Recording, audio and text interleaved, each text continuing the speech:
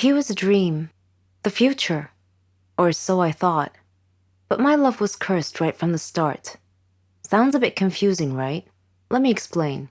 But first, I should probably introduce myself. I'm Carolyn. I was a dreamer. I dreamed of a good, warm, stable, successful life. I wanted a good job. And I wanted to travel around the world a bit with Helen. She was my best friend. We virtually shared the same dreams, and hobbies, and interests, and lifestyles. We've been friends since we were kids. People often thought that we were sisters. I did too, in fact. She even got jealous if anyone tried to get close to me. Every day, Helen and I worked a little more towards our dreams. Once, when Helen and I were traveling with some of our friends, we had a problem with the hostess on the plane. A gentleman intervened and cleverly solved our problems. His name was Danny. I liked him. A lot. I thought about him often, but whenever I talked to Helen about him, she told me that he was not as amazing as I seemed to think he was. Coincidentally, I met him again at a party of a mutual friend. We talked together till daylight. I told Helen about our encounter, and she expressed her wishes that my love story would have a happy ending. I similarly told her that I hoped she would find the love of her life someday too. Everything would be okay, we figured. Then, one day, I received a letter in our mailbox. It was in weird handwriting, as if the writer had written it with a trembling hand. I opened it curiously. It said that my love for Danny would become a curse if I didn't give him up and get him out of my life. What nonsense, I thought. Whose idea of a silly joke was this? I immediately called Danny and Helen to tell them about the letter. Danny laughed, but Helen was worried and suggested that I should be careful from now on. That same day, Danny had a horrible car accident, but fortunately he wasn't hurt. A detective investigating the case determined that his car brakes had been tampered with. In another incident, a car almost hit me, but it swerved away at the last minute. When I mentioned this incident to Danny, he tried to calm me down and told me to just forget about it. He gave me a beautiful bracelet as a present and proposed. We got engaged, and I couldn't have been happier. I wanted to show the bracelet to Helen, but somehow I seemed to have lost it. I couldn't find it anywhere. Anyway, when I told Helen about his proposal, she was thrilled for me. I spent days shopping for just the right wedding dress. I was so busy with preparations that I forgot all about the ominous letter. I went to the wedding hall early to make sure that everything was ready and prepared. Helen was helping me, and Danny kept calling me to make sure I was all right. Suddenly, the lights went out. I called out to Helen, worried that she might have tripped and fallen when the lights were out. When the lights came back on, Helen had fainted, and my dress had disappeared. I screamed to the ceiling, "What do you want from me? Leave me alone!" Suddenly, Danny appeared out of nowhere and asked me what had happened. I told him then and there that we must break off our engagement, otherwise the curse the letter mentioned might injure someone or cause someone to die. Then Helen came too and tried to calm me down. She told me to go to the car and that she would get our stuff and follow me. I loved Danny and wanted to marry him, but now I was seriously worried that this curse threat might actually be real.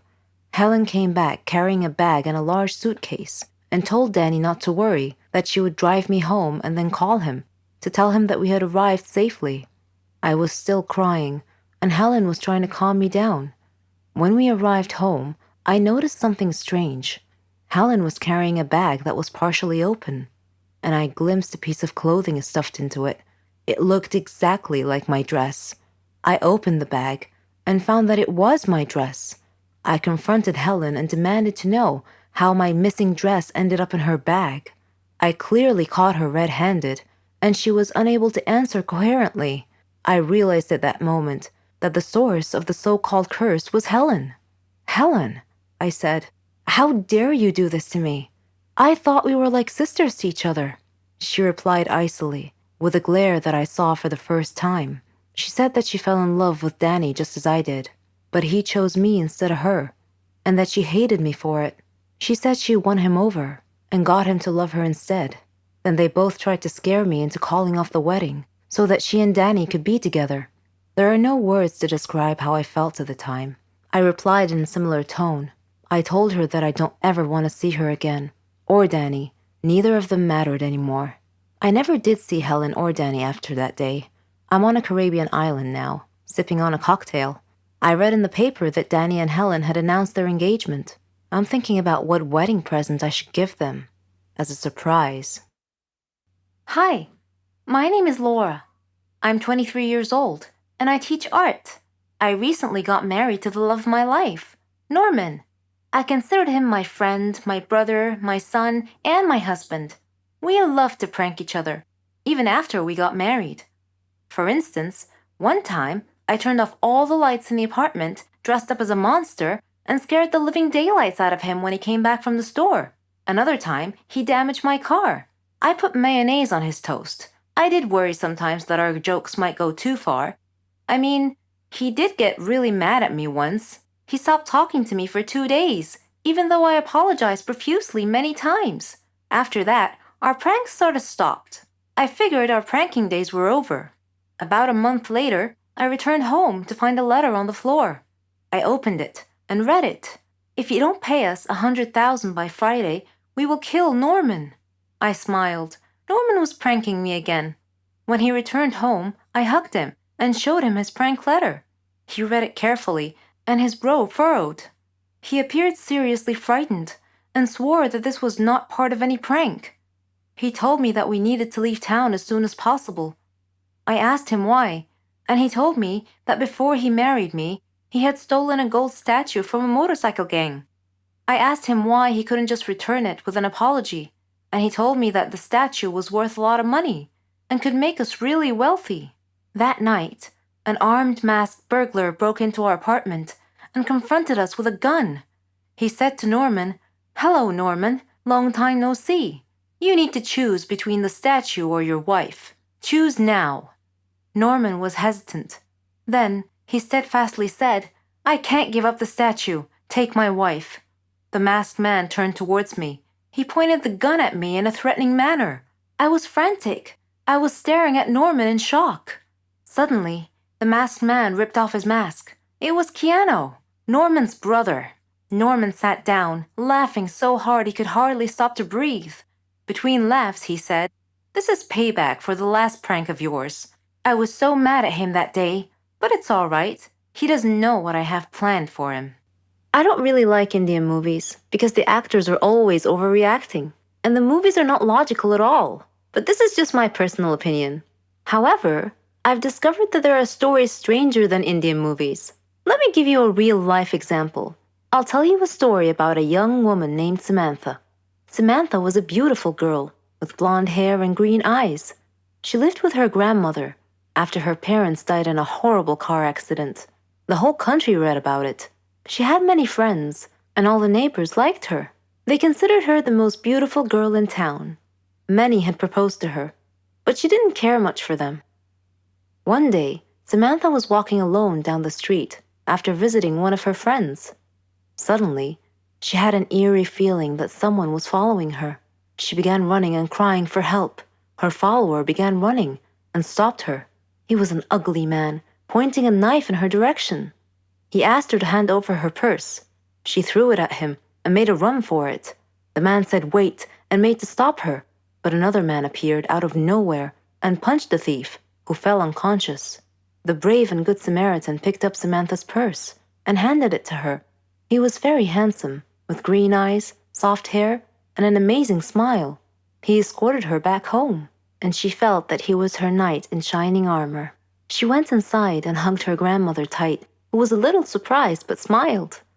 Samantha was so happy that she gently pulled her grandmother to her feet, and they whirled around and danced playfully.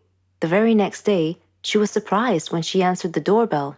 Steve, the tall, handsome man, was standing there, holding flowers.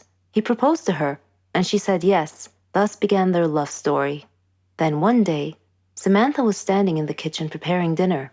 Steve and her grandmother were out, but they were supposed to be back soon. Samantha had everything ready, and she set the table. The house door opened, and Steve walked in. Samantha went to greet him, but she felt dizzy and fainted. Steve quickly took her to the hospital. The doctor congratulated Steve, saying that he was going to be a father. Steve was ecstatic, but Samantha was not. Instead, she was shocked and nervous. She said that she was too young to have kids, that she wasn't ready to be a mother. Steve was taken aback and said, "But why? Don't you want him?" Things were different from that point on.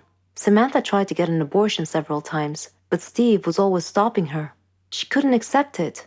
She blamed Steve, but Steve couldn't understand her.